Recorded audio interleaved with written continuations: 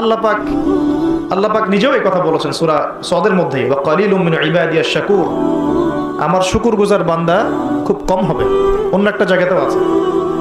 তো এখন আল্লাহ রাব্বুল আলামিন আদম আলাইহিস সালাম আর হাওয়া আলাইহিস সালামকে জান্নাতে রাখলেন। তারা যে ফল খেয়ে ভুল করে ফেললেন, আল্লাহ পাক তখন তাদেরকে সাথে সাথেই বের করে দেন নাই, সাথে বের করে দেন নাই, বরং ফাতালাক্কা আদামু মির রাব্বিহি কালিমাত, আদম আলাইহিস সালাম আল্লাহর কাছ থেকে কিছু কালিমা বা বাক্য শিখে নিলেন। সুবহানাল্লাহ। ফাতাবা আলাইহি, ওই কালিমা ওই বাক্য দিয়ে আদম আলাইহিস সালাম কি করলেন? তওবা করলেন। আবার বলছি, ফাতালাক্কা আদামু মির রাব্বিহি কালিমাত, আদম আলাইহিস সালাম তার রবের কাছ থেকে কিছু কালিমা শিখে নিলেন।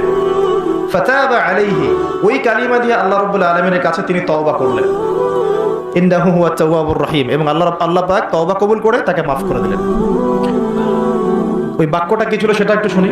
ওই বাক্যটা ছিল রব্বানা, আমার সাথে বলেন, রব্বানা যালামনা আনফুসানা ওয়া ইল্লাম তাগফির লানা ওয়া তারহামনা লানাকুনান্না মিনাল খাসিরিন। মানে অর্থ হচ্ছে, হে আমাদের রব, রব্বানা যালামনা আনফুসানা, আমরা নিজেদের নফসের উপর জুলুম করেছি, ওয়া ইল্লাম তাগফির লানা, আপনি যদি আমাদেরকে মাফ না করেন, ওয়া তারহামনা, আমাদের উপর রহম না করেন, লানাকুনান্না মিনাল খাসিরিন, আমরা অবশ্যই ক্ষতিগ্রস্তদের অন্তর্ভুক্ত হয়ে যাব।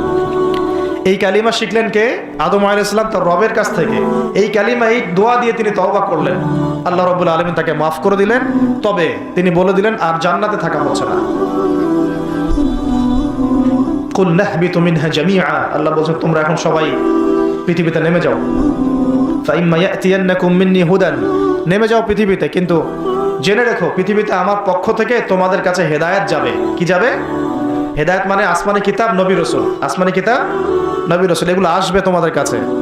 ফামান কুল নাহবিতু মিনহা জামিআ ফাইম্মা ইয়াতিয়ান্নাকুম মিন্নি হুদান ফামান তাবিআ হুদায়া, যে আমার এই হেদায়েতের অনুসরণ করবে, ফালা খাউফুন আলাইহিম ওয়ালা হুম ইয়াহজানুন, তাদের কোনো ভয় নাই, কোনো দুশ্চিন্তা নাই। যেই জান্নাত থেকে গিয়েছো ওই জান্নাতে ফিরে আসবে ইনশাআল্লাহ। এটা একটা কথা। আর ওয়াল্লাযীনা কাফারু ওয়া কাযযাবু বিআয়াতিনা, কিন্তু যারাই আমার ওই হেদায়েতকে মিথ্যা প্রতিপন্ন করবে, অস্বীকার করবে, কুফরি করবে, ঠিক আছে, উলাইকা আসহাবুন নার, এরা হবে জাহান্নামের অধিবাসী, হুম ফিহা খালিদুন, এখানে তারা চিরস্থায়ী হবে।